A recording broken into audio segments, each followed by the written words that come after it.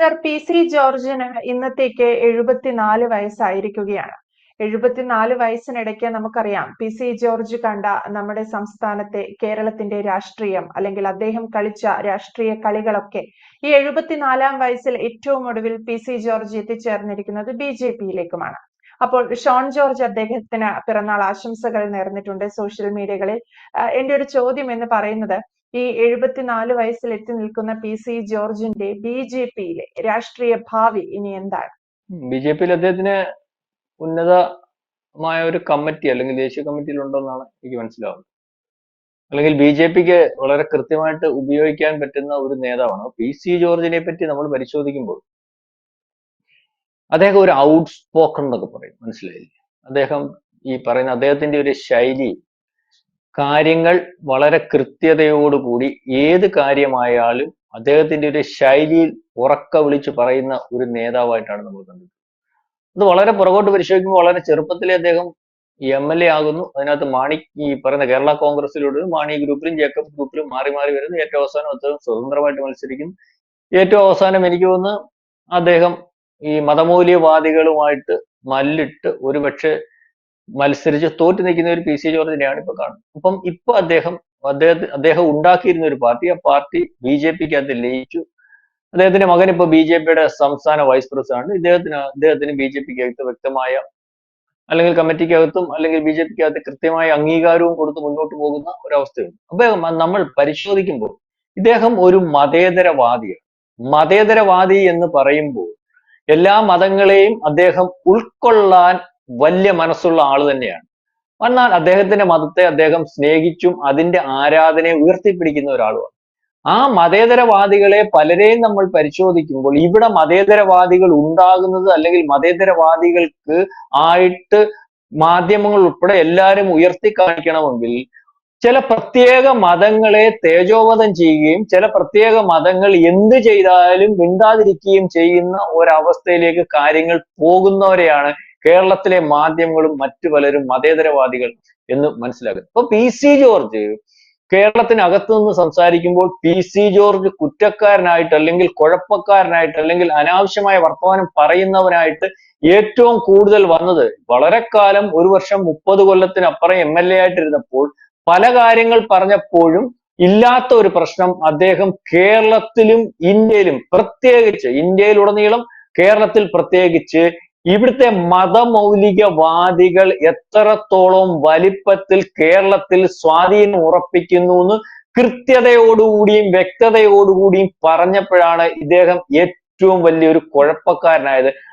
ഒരുപക്ഷെ അതുകൊണ്ട് തന്നെയാണ് കഴിഞ്ഞ പ്രാവശ്യം അദ്ദേഹത്തെ ടാർഗറ്റ് ചെയ്ത് ഇത് ഒരു ജനകീയമായിട്ടുള്ള MLA തോൽപ്പിക്കുന്ന ഒരു അവസ്ഥ വന്നത്.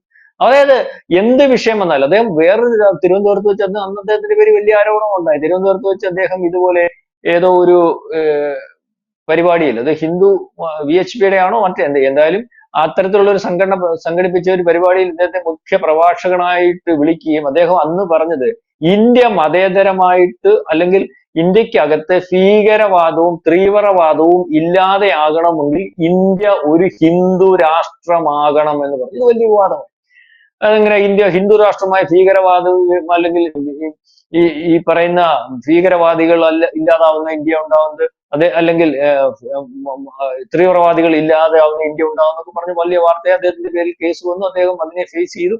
അപ്പൊ അദ്ദേഹം പറഞ്ഞതിനകത്ത് വലിയൊരു വാസ്തവമുണ്ട്. വാസ്തവം എന്ന് പറയുമ്പോൾ ഈ പറയുന്നത് പോലെ ഇന്ത്യക്കകത്ത് ബഹുഭൂരിപക്ഷം വരുന്ന ഹിന്ദുക്കളായതുകൊണ്ട് തന്നെയാണ് ഇവിടെ ഈ പറയുന്നത് പോലെ ഈ പറയുന്ന പ്രശ്നങ്ങൾ ഉണ്ടാകാതെ മുന്നോട്ട് പോകുന്നത്. നമുക്കിപ്പോൾ 100 കൊല്ലം തികയുമ്പോൾ, അത് 2047 ആകുമ്പോൾ ഇവിടുത്തെ PFIക്കാരൻ പറഞ്ഞല്ലോ, അതിനുവേണ്ടി തയ്യാറെടുക്കുന്ന ഒരു PFIയും അല്ലെങ്കിൽ അത്തരത്തിൽ ഇവിടെ ആൾക്കാരെ സംഘടിപ്പിക്കുന്ന ഒരു PFIയും അദ്ദേഹത്തിൽ കായികമായിട്ട് പോലും വേണമെങ്കിൽ ഈ പറയുന്ന ഇന്ത്യ മഹാരാജ്യത്തെ ഈ പറയുന്ന മുസ്ലിം രാജ്യമാക്കുന്നതും അല്ലെങ്കിൽ ഇസ്ലാമിക് രാജ്യമാക്കുന്നതിന് വേണ്ടിയുള്ള ഒരു വർക്ക് നടത്തിയിരുന്നതായിട്ട് നമുക്ക് ബോധ്യപ്പെടുന്ന ഒരവസ്ഥയിൽ നമ്മൾ പല വാർത്തകളും കണ്ടാണ് അങ്ങനെ PFIക്കാരനെ നിരോധിക്കുകയൊക്കെ ചെയ്ത് കണ്ടാണ്.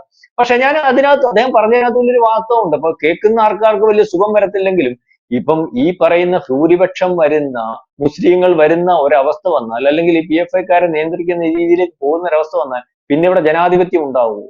മതേതരത്വം ഉണ്ടാകുമോ?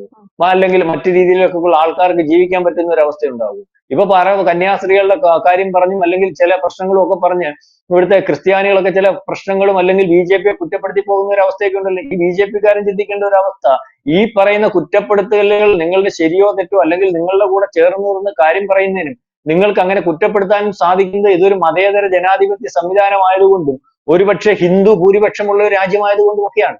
നേരെ മറിച്ച് ഈ പറയുന്ന കാര്യങ്ങൾ നിങ്ങൾ ഈ പറയുന്ന ക്രിസ്ത്യാനി ഉൾപ്പെടെ നോക്കേണ്ട ബംഗ്ലാദേശ് നോക്കുമ്പോൾ അവിടെ അഭിപ്രായം പറയാൻ പറ്റുന്നില്ലല്ലോ. അവിടെയും ഉണ്ടല്ലോ ചെറു ന്യൂനപക്ഷമായിട്ടുള്ള ക്രിസ്ത്യാനികൾ. അപ്പം ഈ പറയുന്നത് പോലെ ഹിന്ദു ഭൂരിപക്ഷം ഉള്ളത് കൊണ്ട് തന്നെയാണ്, അല്ലെങ്കിൽ അത്തരത്തിലുള്ളത് കൊണ്ട് തന്നെയാണ് ഈ മതേതര സംവിധാനത്തിൽ കൂടി പോകുന്നത്. അത് മുസ്ലിം ഭൂരിപക്ഷത്തിലേക്ക് പോകുന്ന ഒരവസ്ഥ വന്നാൽ അത്തരത്തിൽ ഉണ്ടാകുന്ന ഒരവസ്ഥയില്ല.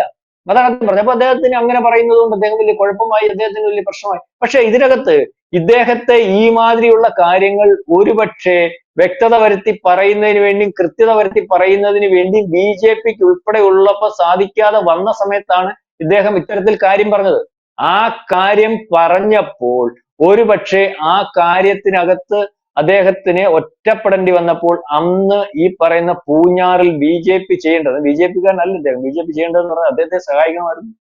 അദ്ദേഹത്തെ അന്ന് BJP-യുടെ ഭാഗത്തു നിന്നുള്ള ഒരു ഈ സ്ഥാനാർത്ഥിച്ചിട്ട് അദ്ദേഹത്തിന് പിന്തുണ കൊടുക്കാൻ അദ്ദേഹം MLA ആയിട്ട് വന്നേനെ.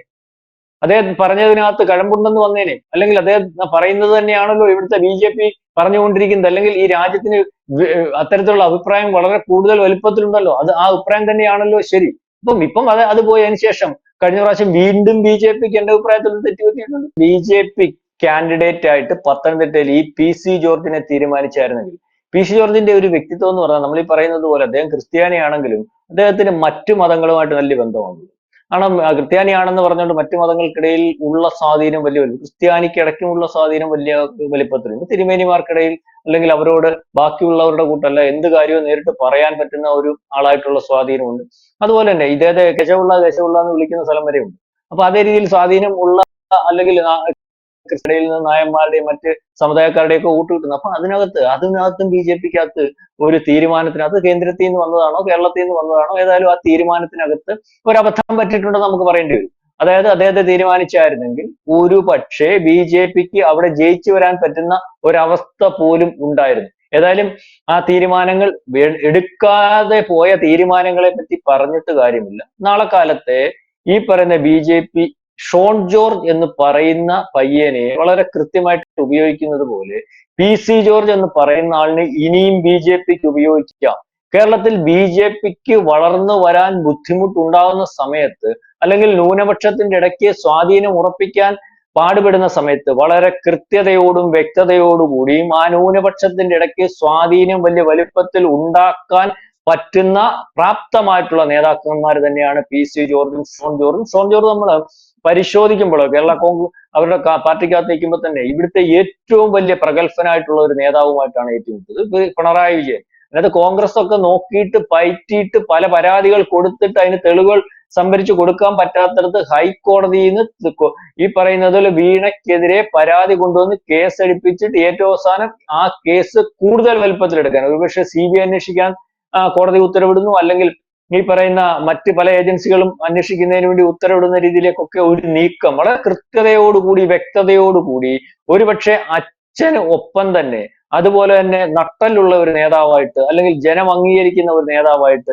അല്ലെങ്കിൽ ഏറ്റെടുക്കുന്ന കാര്യങ്ങൾ അതുകൊണ്ട് മുന്നേറുന്ന ഒരു നേതാവായിട്ടൊക്കെ ഷോൺ ജോർജ് വരുന്നു. PC ജോർജ് ഈ പറയുന്ന പോലെ അടുത്ത പ്രാവശ്യം BJP-ക്ക് ഒരുപക്ഷെ പൂഞ്ഞാറിൽ നിന്നൊരു MLA ഉണ്ടാകുന്ന ഒരവസ്ഥയിലേക്ക് വരും. ഏതായാലും 74 വയസ്സായി. അദ്ദേഹം ഒരു ഔട്ട് സ്പോക്കൺ ആയിരുന്നു. ഉള്ള കാര്യങ്ങൾ വ്യക്തതയോടുകൂടി അദ്ദേഹത്തിന്റെ ശൈലിയിൽ പറഞ്ഞു പോകുന്ന ഒരു നേതാവായിട്ടാണ് നമുക്ക് അത് വലിയൊരു നല്ലൊരു ജനപ്രതിനിധിയായിരുന്നു.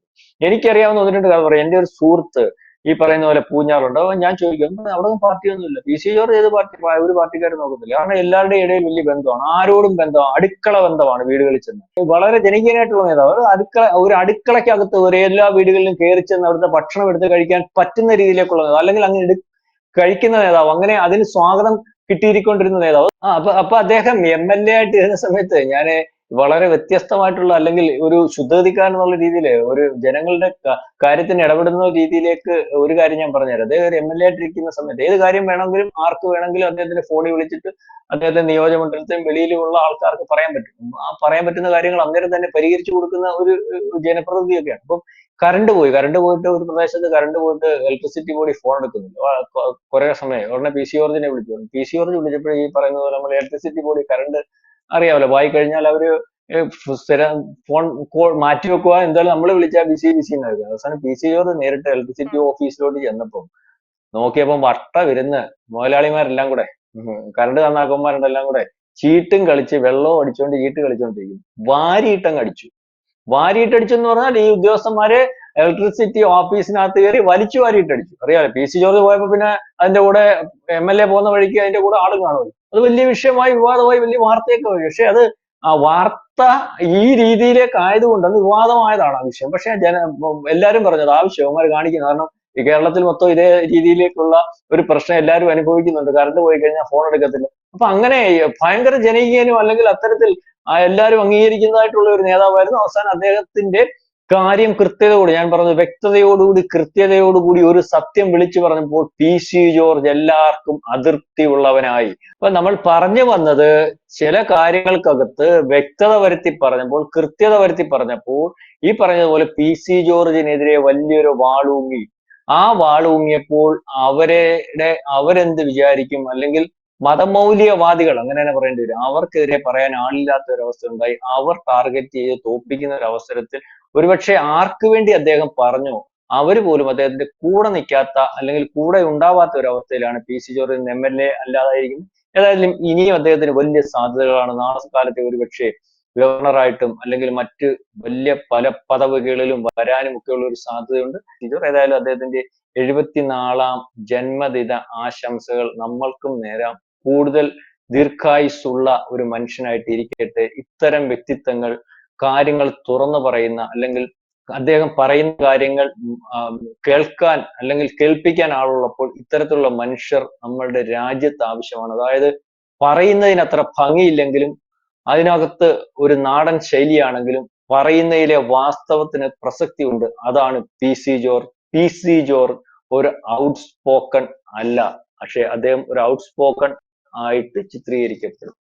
അതാണ്. എന്തായാലും PC ജോർജ് വലിയൊരു ഇമ്പാക്ട് BJP-യിൽ ഉണ്ടാക്കട്ടെ എന്ന് നമുക്കും ആശംസിക്കാം. അത്തരത്തിൽ BJP-യുടെ ഒരു MLA ആയി അദ്ദേഹത്തിന്റെ പ്രവർത്തനങ്ങൾക്കൊക്കെ അദ്ദേഹത്തിന് ഉൾപ്പെടെ വളർന്നു വരാൻ സാധിക്കട്ടെ എന്നും നമുക്ക് ആശംസിക്കാം. 74 വയസ്സ് തികയുകയാണ് PC ജോർജിന്. വ്യക്തമാണ്. Thank you Prashant sir.